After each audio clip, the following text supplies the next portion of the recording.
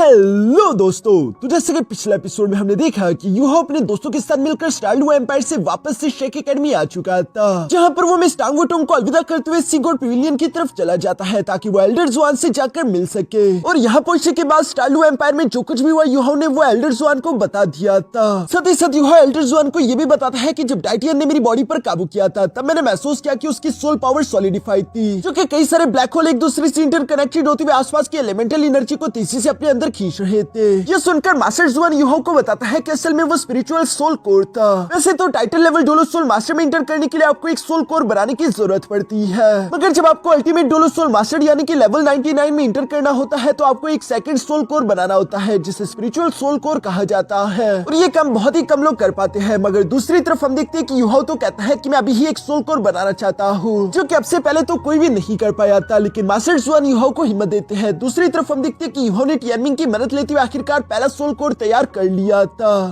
अब आगे तो नेक्स्ट एपिसोड की शुरुआत यहाँ पर बिल्कुल उसी सीन से शुरू होती है जहाँ पर यूहो ने अपना पहला सोल कोर तैयार कर लिया था और इसे यूहो धीरे धीरे करके अपने स्पिरिचुअल सी के अंदर फ्यूज करना शुरू कर देता है, जो देखकर मास्टर जुआन यूहो से कह रहे थे कि शाबाश, अगर तुम अपने पहले सोल कोर को अपने स्पिरिचुअल सी के अंदर फ्यूज कर लेते हो तो तुम्हारे मेंडेरियंस के अंदर जगह खाली होगी, जिसमें बाद में आने वाले फ्यूचर में तुम सेकंड सोल कोर को फ्यूज कर सकते हो। ये बिल्कुल बेहतर रहेगा। जबकि सामने की तरफ हम देखते हैं कि यूहो भी बिल्कुल ऐसे ही कर रहा था। वो धीरे धीरे से अपने सोल कोर को अपने स्पिरिचुअल सी के अंदर फ्यूज करने लगता है, जिसकी वजह से यूहो की बॉडी से काफी खतरनाक एनर्जी अनलीश हो रही थी। और इस एनर्जी को देखकर मास्टर जुआन तो खुश होते हुए यूहो को कहते हैं कि कांग्रेचुलेशन, तुमने अपना पहला सोल कोर सक्सेसफुली अपने साथ फ्यूज कर लिया है। जबकि बाकी के सब लोग भी दूर से इस एनर्जी को महसूस कर पा रहे थे। यहाँ पर मास्टर जुआन यूहो से कहते हैं कि सोल कोर को अच्छे से एक्सपीरियंस करो, क्योंकि ये वो अपॉर्चुनिटी है जो कि कई सारे सोल मास्टर को उनकी पूरी जिंदगी में भी नहीं मिल पाती। ये सब कहते हुए मास्टर जुआन यहाँ पर यूहो को अकेले कल्टिवेशन के लिए छोड़कर दरवाजे को बंद करते वहां से चले जाते हैं, जहाँ बाहर की तरफ सी गॉड पेविलियन के बाकी के एल्डर्स भी यहाँ मास्टर जुआन का इंतजार कर रहे थे। और वो मास्टर जुआन को देखते हुए सवाल करके पूछते हैं, तो इसका मतलब कि एल्डर जुआन वो तुम नहीं थे जिसने अपना सेकंड सोल कोर बनाया है। इस पर मास्टर जुआन जवाब देते हुए कहता है कि हाँ, तुमने बिल्कुल सही समझा। वो मैं नहीं था जिसने ब्रेक थ्रू करके सेकंड सोल कोर बनाया हो, बल्कि वो था यूहो, जिसने सोल सेंट लेवल पर रहते हुए अपना पहला सोल कोर जनरेट कर लिया है, जो कि पिछले 10,000 साल में किसी ने भी नहीं किया होगा। शायद वो इस डोलू कॉन्टिनेंट पर वो पहला इंसान है। वो वाकई में मॉन्स्टर्स में से भी सबसे बड़ा मॉन्स्टर है। अब चूंकि हमारी यंगर जनरेशन इतने बड़े कारनामे कर रही है तो इसलिए हमें भी कुछ करना चाहिए। मैं चाहता हूँ कि सी गॉड पेविलियन के जितने भी एल्डर्स हैं वो टांगसेट का साथ दे सोल गाइडेंस लीजन आर्मी को बनाने के लिए। ये मेरा ऑर्डर है, जो सुनकर सारे एल्डर्स एग्री हो गए थे। दूसरी तरफ हम देखते हैं कि यूहो लगातार अपनी कल्टिवेशन को जारी रखता है, जहाँ पर उसके दोस्त बार बार उससे मिलने के लिए आते रहे, लेकिन वो उसे बंद दरवाजे में कल्टिवेशन करता हुआ देखकर वापस चले जाते थे। इसी तरह पूरा महीना मेडिटेशन में गुजर जाता है। हम देखते हैं कि मिस टांग वुटोंग भी यूहो को देखने के लिए आई हुई थी और वो दरवाजा खोलकर जब अंदर की तरफ आती है तो उसने देखा कि यूहो अपने लेवल को ब्रेक थ्रू करने की कोशिश कर रहा है और अचानक से वो महसूस करती है कि उसकी सोल पावर भी काफी ज्यादा तेजी के साथ सर्कुलेट करने लगी। मिस टांग वुटोंग को तो कुछ भी समझ नहीं आ रहा था कि आखिर उसकी सोल पावर यूहो के सोल पावर के साथ रिएक्ट कैसे कर रही है, मगर यहाँ एक दूसरे के करीब आने की वजह से इन दोनों की मार्शल सोल एक दूसरे के साथ रिएक्ट करने लगी थी। यूहो को तो ऐसा महसूस हो रहा था जैसे कि उसके सामने वांग डोंग हो और उसी के सोल पावर के साथ फ्लक्चुएशन करते हुए यूहो का लेवल ब्रेक थ्रू हो जाता है। वो लेवल 77 में ब्रेक थ्रू करके पहुंच चुका था, जहाँ वो खुश होते हुए कह रहा था कि वांग डोंग आखिरकार तुम आ गई। और ये कहती यूहो ने जब अपनी आंखें खोली तो वो सामने की तरफ देखता है कि वांग डोंग वहाँ पर नहीं थी, इसलिए उसका चेहरा उतर जाता है। जबकि मिस टांग वुटोंग भी माफी मांगते हुए कहती है कि मुझे माफ करना, मैं टांग वुटोंग हूँ। ये सुनकर यूहो जवाब देते हुए कहता है कि नहीं, तुम्हें माफी मांगने की कोई जरूरत नहीं, बल्कि माफी तो मुझे मांगनी चाहिए। इस पर मिस टांग वुटोंग कहती है कि वैसे मुझे एल्डर जुआन ने यहाँ पर भेजा था। वो कह रहे थे कि जब तुम जाग जाओ तो मैं तुमसे टांगसेट जाने को बोलूं, क्योंकि वहाँ पर तुम्हारे दोस्त तुम्हारा इंतजार कर रहे हैं, उन्हें तुमसे कोई जरूरी बात करनी है। इसी के साथ सीन शिफ्ट होकर दूसरी तरफ टांगसेट पर आ जाता है, जहाँ पर जोरों शोर से तैयारियां चल रही थी। कई सारे सोल गाइडेंस वेपन बनाए जा रहे थे, जिन्हें मिस्टर बीबी और जू सेंशी अपनी निगरानी में बनवा रहे थे। तभी अचानक एक सर्वेंट यहाँ मिस्टर बीबी के पास आते हुए कहता है कि एकेडमी से सोल गाइडेंस रेयर मटेरियल्स का तीसरा बैच भी यहाँ पर आ चुका है, बताइए कि मैं इन बॉक्सेस को कहाँ रखवाऊं। इस पर मिस्टर बीबी उसे ऑर्डर देते हुए कहता है कि यहाँ पर जगह कम है, इन्हें वेयर हाउस में ले जाओ। ये सब तो चल ही रहा था, तभी अचानक वहाँ पर यूहो भी आ जाता है, जिसे देखकर जू सेंशी और मिस्टर बीबी तो काफी ज्यादा खुश हो गए थे। ये जू सेंशी और मिस्टर बीबी तीनों यूहो के पास आते हुए कहते हैं कि शुक्र है यूहो तुम यहाँ पर आ गए। जबकि ज़ू सेंशी तो यूहो की टांग खींचते हुए कहता है कि तुम पिछले 1 महीने से सी गॉड पेविलियन में बैठकर मेडिटेशन कर रहे थे और मुझे देखो ये लोग मुझसे दिन रात मेहनत मजदूरी करवाते हुए मेरी जान निकालने की कोशिश कर रहे हैं। यह सब देखकर तो यूहो भी काफी सारा हैरान था। वो मिस्टर बीबी से सवाल करते हुए पूछता है कि आखिर यहाँ पर ये सब चल क्या रहा है और आखिर शेक एकेडमी से इतने सारे मटेरियल्स यहाँ पर क्यों आ रही है। मिस्टर बीबी ये सब सुनकर यूहो से कहता है कि चलो चलते हुए बात करते हैं, मैं तुम्हें सब कुछ बता देता हूँ कि जब तुम मेडिटेशन कर रहे थे तो बाहर क्या कुछ हुआ।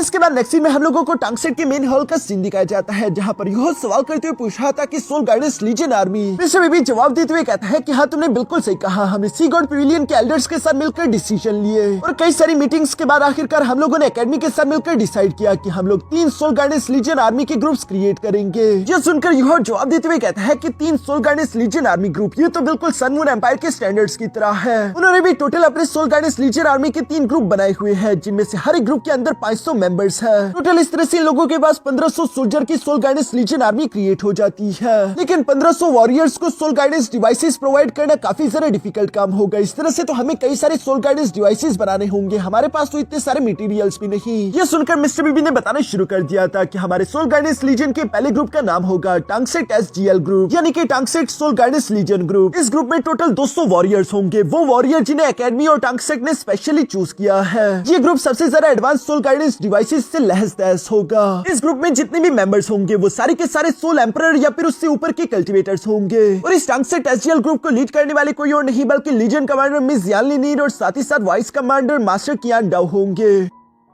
और सिर्फ यही नहीं बल्कि टांगसेट एसजीएल ग्रुप के अंदर टोटल 10 टाइटल लेवल डोलो सोल मास्टर्स भी होंगे, यानी कि सी गॉड पेविलियन के जितने भी एल्डर्स हैं वो इसके अंदर मौजूद हैं। यह सुनकर तो यूहो पूरी तरीके से सरप्राइज हो गया था और वो हैरान होते हुए कहता है कि 200 वॉरियर का एक ग्रुप जिसके अंदर 10 टाइटल लेवल डोलो सोल मास्टर्स भी होंगे। इस तरह से तो ये ग्रुप काफी ज्यादा ताकतवर हो जाएगा। इवन के सन मून एम्पायर के सबसे ज्यादा strongest royal soul guardians legion के पास भी इतने ज्यादा पावरफुल लोग मौजूद नहीं है। लेकिन फिर मुझे ये बताओ कि आखिर टांगसेट इस ग्रुप के सोल गार्डियंस डिवाइस की रिक्वायरमेंट को कैसे पूरी करेगा। इस पर कीटो यूहो को जवाब देते हुए कहता है कि यही तो वजह है कि टांगसेट एसजीएल ग्रुप के जितने भी मेंबर्स हैं वो सारे के सारे close combat soul guardians masters हैं। उनके पास बस क्लोज कॉम्बैट वाले सोल गार्डियंस डिवाइसेस ही रहेंगे जो कि उनकी स्पीड और अटैक पावर को इनहेंस करने में उनकी मदद कर पाए और ग्रुप्स के डिफेंस के लिए उन लोगों के पास लिंक सोल गार्डियंस डिवाइसेस भी होंगे। यह सुनकर यूहो खुश होकर जवाब देते हुए कहता है कि बिल्कुल सही फैसला लिया गया, इस तरह से उन लोगों की ताकत कई गुना इंक्रीज हो जाएगी। साथ ही साथ ग्रुप की जो भी कमजोर कड़ियां होगी एक दूसरे का डिफेंस करते हुए ये लोगों ने भी मजबूत बना सकते हैं। और जैसा कि तुम लोगों ने मुझे बता दिया है कि टांगसेट एसजीएल ग्रुप क्लोज कॉम्बैट पर ध्यान देगी, तो इसका मतलब कि बाकी के जो सोल गार्डियंस 2 लीजियन ग्रुप्स हैं उनके पास यकीनन long range soul guardians devices और फिक्स सोल गार्डियंस डिवाइसेस होंगे ताकि वो दूर से ही दुश्मनों पर हमला कर सके। यह सुनकर मिस्टर बीबी मुस्कुराते हुए जवाब देते हुए कहता है कि यूहो मैंने तुमसे यही एक्सपेक्ट किया था, तुम बहुत जल्दी समझ गए। हमारे second soul guardians legion army group का नाम है हैवी आर्टिलरी एसजीएल ग्रुप, जिसमें टोटल 300 मेंबर्स होंगे और उनके पास टांगसेट के सबसे ज्यादा एडवांस ज़ूजी डिवाइन क्रॉसबो कैनन्स होंगे। और कीटो बताता है कि आखिरी soul guardians legion army group का नाम है कैनन प्लेटफॉर्म एसजीएल ग्रुप, जिसमें टोटल 1500 मेंबर्स है और इनके पास 300 यूनिट्स है ऑल टेरन एक्सप्लोरेशन व्हीकल्स के। ये सारी बातें सुनकर यूहो जवाब देते हुए कहता है कि चलो मान भी लेते हैं कि अगर हमें इतने सारे सोल गार्डियंस डिवाइसेस बनाने हैं तो पहले तो हमें बहुत सारा काम करना पड़ेगा, बहुत सारा पैसा लगाना पड़ेगा और इसके अलावा भी हमें कई सारे रेयर मेटल्स की जरूरत पड़ेगी, जितने रेयर मेटल्स तो हमारे टांगसेट के पास है ही नहीं। हाँ बेशक हमने सन मून एम्पायर से एक पूरा बैच रेयर मेटल का चुराया था, लेकिन मुझे लगता है कि वो भी काफी नहीं होगा, हमें और भी हाई ग्रेड के रेयर मेटल्स चाहिए। इस पर मिस्टर बीबी यूहो को जवाब देते हुए कहता है कि तुम बिल्कुल सही समझे और यही तो वजह है कि हम इतनी बेसब्री से तुम्हें यहाँ पर बुलवाना चाहते थे ताकि हम तुमसे इस बारे में डिस्कस कर सके। यूहो ये सुनकर मुस्कुराते हुए सवाल करके पूछता है कि इसका मतलब कि पहले ही तुम लोग इस बारे में सोच चुके हो और तुम्हारे पास कोई ना कोई रास्ता है। जिस पर मिस्टर बीबी मुस्कुराकर जवाब देते हुए कहता है कि हाँ तुम बिल्कुल सही समझे और ये कहती वो नैनक्यू को बाहर आने के लिए आवाज देता है। जो सुनकर मिस नैनक्यू चलने के लिए तैयार बाहर की तरफ आते हुए यूहो से कहती है कि यूहो क्या तुम मेरे साथ ट्रिप पर चलने के लिए तैयार हो। यूहो को तो बिल्कुल भी अंदाजा नहीं था, लेकिन फिर भी वो मिस नैनक्यू के साथ तैयार हो जाता है और रास्ते में चलते हुए हमें मालूम होता है कि मिस नैनक्यू का अर्थ ड्रैगन गेट तो टियानहुन एम्पायर के नॉर्थन रीजन में पाया जाता है, जहाँ पर काफी ज्यादा सर्दी है क्योंकि वो एक्सट्रीम नॉर्थ रीजन के काफी ज्यादा करीब है। साथ ही साथ वो यूहो को बताती है कि हमारे अर्थ ड्रैगन गेट सेट को कई सारी खदानें मिली थी जिनके अंदर बहुत ही कीमती रेयर मेटल्स मौजूद है और इसलिए ये दोनों तेजी से उसी तरफ बढ़ रहे थे। यहाँ पर यूहो मिस नैनक्यू से कहता है कि अगर अर्थ ड्रैगन गेट सेट को वो रेयर मेटल्स मिले हैं तो फिर अर्थ ड्रैगन गेट सेट ने वो रेयर मेटल अपने लिए इस्तेमाल क्यों नहीं किए और वो हमें इस बारे में क्यों बता रही है। इस पर मिस नैन्क्यू जवाब देते हुए कहती है क्योंकि वो रेयर मेटल एक सीक्रेट रेल में मौजूद है जहाँ का टेम्परेचर बहुत ही ज्यादा लो है। इवन की मेरी मॉम जो कि एक टाइटल लेवल जो सोल मास्टर है वो भी उन खदानों की ज्यादा गहराई में नहीं जा पाती, लेकिन तुम जैसे कल्टिवेटर जिनके पास अल्टीमेट आइस की एट्रीब्यूशन पावर है वो चाहे तो आसानी के साथ वहाँ पर इंटर कर सकते हैं। और जैसा कि तुम जानते ही हो कि ऑलरेडी हमारे अर्थ ड्रैगन गेट सेक्ट ने टांग सेट को ज्वाइन करने का फैसला कर लिया है। तो अब इससे तो यही होता है कि हमारी जो भी रेयर मेटल्स है वो तुम्हारे रेयर मेटल यानी कि जो हमारा वो तुम्हारा है। वैसे भी अगर वो रेयर मेटल हम लोगों ने जल्द हासिल नहीं किए तो हो सकता है कि सन मून एम्पायर के हाथों वो रेयर मेटल्स लग जाए, क्योंकि हमारा अर्थ ड्रैगन सेक्ट ड्रैगन सिटी में रहा करता था और इस वक्त ड्रैगन सिटी पर सन मून एम्पायर ने कब्जा कर लिया है। और हम बिल्कुल भी नहीं चाहते कि हमारे सेक्ट की रिसोर्सेज सन मून एम्पायर के हाथों चले जाए। यहाँ पर इसी तरह से बातें करते हुए आखिरकार ये लोग ड्रैगन सिटी के बाहर पहुंच जाते हैं। जैसे देखते हुए मिस नैन्क्यू कह रही थी कि ये है ड्रैगन सिटी, मेरे यार ड्रैगन सेक्ट का फाउंडेशन। इस वक्त मेरी मॉम श्रेक एकेडमी के अंदर बैठकर क्लोज डोर कल्टीवेशन के एक बहुत ही ज्यादा क्रिटिकल मोमेंट से गुजर रही है, इसलिए वो तुम्हें लेकर खुद यहाँ पर नहीं आ पाई। इसलिए उनके बाद ये मिशन मुझे सौंपा गया क्योंकि मैं ड्रैगन सिटी को अच्छे से जानती हूँ। यह इसी तरह की बातें करते हुए मिस नैन्क्यू धीरे धीरे युवाओं को लेकर ड्रैगन सिटी की तरफ बढ़ती जा रही थी। अचानक इन लोगों को अपने सामने आर्मी का एक कैंप देखने को मिलता है जो कि बर्फीले तूफान में मौजूद था। सोल्जर वहाँ चारों तरफ तैनात ड्यूटी दे रहे थे। ये देखकर मिस नैन्क्यू तो परेशान हो गई थी। वो युवाओं से सवाल करते हुए पूछती है कि यहाँ पर तो कई सारे सोल्जर्स हैं, अब हम क्या करें। मगर युवा मुस्कुराकर जवाब देते हुए कहता है कि ड्रैगन सिटी के अंदर इंटर होने का रास्ता मुझे मिल चुका,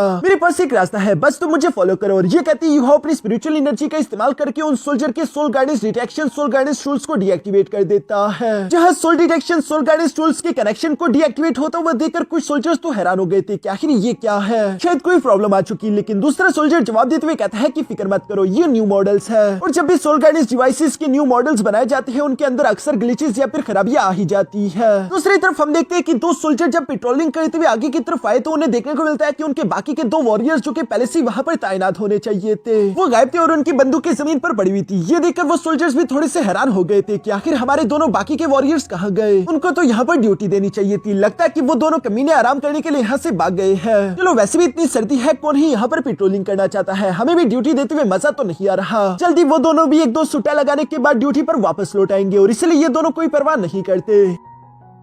यहाँ ये दोनों बेवकूफ तो यही सोच रहे थे, मगर दूसरी तरफ वो दोनों सुट्टा लगाने नहीं गए बल्कि युहा और मिस नैन्क्यू ने उन दोनों को बेहोश कर दिया था। साथ ही साथ ये दोनों उनकी यूनिफॉर्म को चुराते हुए अपना बेस भी बदल लेते हैं, जहाँ पर मिस नैन्क्यू कह रही थी कि इन सोल्जर्स की ये यूनिफॉर्म तो काफी जरा गर्म है, जिस पर युहा मिस नैन्क्यू को खामोश रहने का इशारा करता है ताकि किसी को भी उस पर शक ना हो। और ये दोनों मिलकर यहाँ पर उन आर्मी के ग्रुप्स के साथ आखिरकार सिटी गेट के पास पहुंच जाते हैं, जहाँ ये लोग सन मून एम्पायर के करवा के साथ गुल मिल चुके थे और कोई भी इन सोल्जर्स पर शक नहीं करता, इसलिए ये लोग आसानी के साथ सिटी गेट के अंदर इंटर हो जाते हैं। जहां अंदर आने के बाद युवा को लग रहा था कि शायद वहां पर काफी जरा जुल्म और ज्यादतियां हो रही होगी, लेकिन अंदर की तरफ माहौल तो काफी जरा अच्छा था। चारों तरफ शांति दिखाई दे रही थी, जो देखकर युवा हैरान होते हुए कहता है कि यहाँ पर बिल्कुल ऐसा लग ही नहीं रहा जैसे कि सन मून एम्पायर ने यहाँ पर जबरदस्ती कब्जा कर लिया हो। सब लोग ही पुरअमन दिखाई दे रहे हैं। दूसरी तरफ मिस नैन्क्यू युवा को बताती है कि जब सन मून एम्पायर ने यहाँ पर इन्वेशन की थी तो हेवनली ड्रैगन गेट सेक्ट ने अपनी पूरी कोशिश की थी ड्रैगन सिटी को बचाने के लिए, लेकिन अपनी सारी जान लगाने के बावजूद भी वो लोग ड्रैगन सिटी को बचा नहीं पाए। इस रेजिस्टेंस के दौरान हेवनली ड्रैगन गेट सेक्ट के sect master legendary heavenly dragon डोलो सोल मास्टर भी जान से मारे गए। अफसोस की बात तो यह है कि तब तक ऑलरेडी हमारा अर्थ ड्रैगन सेक्ट श्रेक एकेडमी में रिलोकेट हो चुका था। अगर हम लोग यहाँ पर होते तो हम यकीनन ड्रैगन सिटी को बचाने के लिए अपनी पूरी जान लगा देते, मगर चूंकि हम लोग यहाँ से काफी ज्यादा दूर थे इसलिए हम लोग वक्त रहते हेवनली ड्रैगन गेट को मदद नहीं पहुंचा पाए।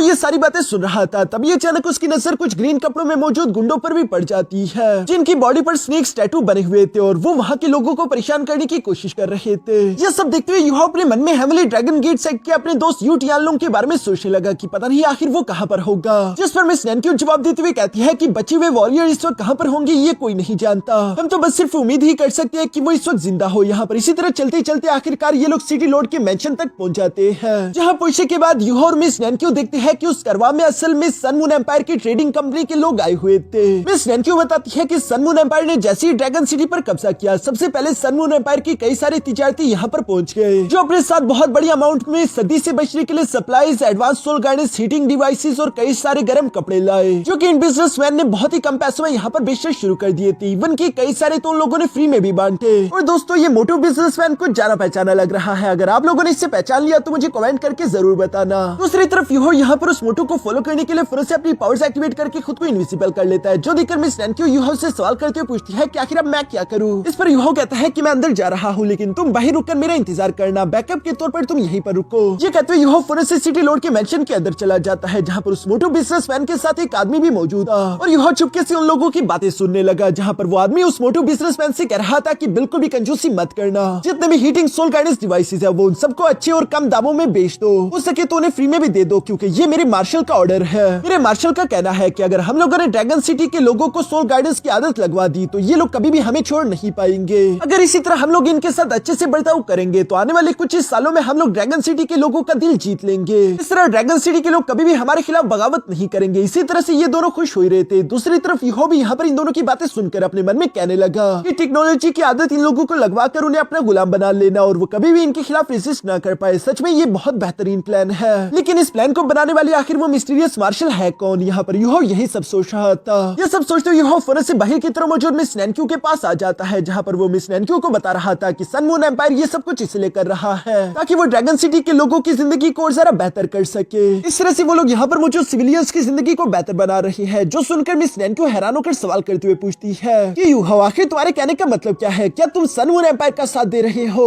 आखिर तुम उनकी तारीफ कैसे कर सकते हो? इस पर यूहो जवाब देते हुए कहता है कि उन लोगों की ये चाल वाकई में तारीफ के काबिल है, क्योंकि हिस्ट्री में भी कई सारे एम्पायर्स ने ये चाल चली है जहाँ पर वो दूसरे एम्पायर्स पर हमला करने के बाद उनके साथ अच्छा सा बिहेव करते हैं। शुरू में सबसे पहले जितने भी रेजिस्टेंस करने वाले होते हैं उन सबको जान से मार डाला जाता है। उसके बाद जो भी बगावत की आवाजें होती है उन्हें दबा दिया जाता है। ये सब करने के बाद वो वहाँ के लोगों की वफादारी को खरीदने की कोशिश करते हैं, उनके साथ अच्छा बर्ताव करते हैं और उन्हें फायदा पहुंचाने की कोशिश करते हैं ताकि वहाँ के सिविलियंस का सपोर्ट उन लोगों को मिल सके। इस तरह से उन लोगों के खिलाफ बगावत नहीं होगी और ज्यादा देर तक दुश्मन उस जगह पर काबू रख पाएगा। अगर ऐसे ही चलता रहा तो सन मून एम्पायर इस ड्रैगन सिटी को हमेशा हमेशा के लिए अपनी कॉलोनी बना लेगा। यहाँ पर यूहो की बातें बिल्कुल सही दिखाई दे रही थी। सन मून एम्पायर धीरे धीरे करके इस ड्रैगन सिटी पर अपना काबू करता जा रहा था। ये देखकर मिस नैनक्यू यूहो से कहती है कि यूहो तुम तो इस बारे में काफी कुछ जानते हो, जिस पर यूहो जवाब देते हुए कहता है कि आज से 10,000 साल पहले दोनों कॉन्टिनेंट में पहले भी बिल्कुल ऐसा ही कुछ हुआ था, इसलिए मैंने हिस्ट्री में ये सब पढ़ा है। यहाँ पर ये दोनों इसी तरह की बातें करते हुए धीरे धीरे से पुराने आयत ड्रैगन सेट की तरफ बढ़ते जा रहे थे, जहाँ रास्ते में चलते हुए यूहो को एहसास हो गया था कि कोई इन पर नजर रख रहा है। और यूहो की बात बिल्कुल सही थी,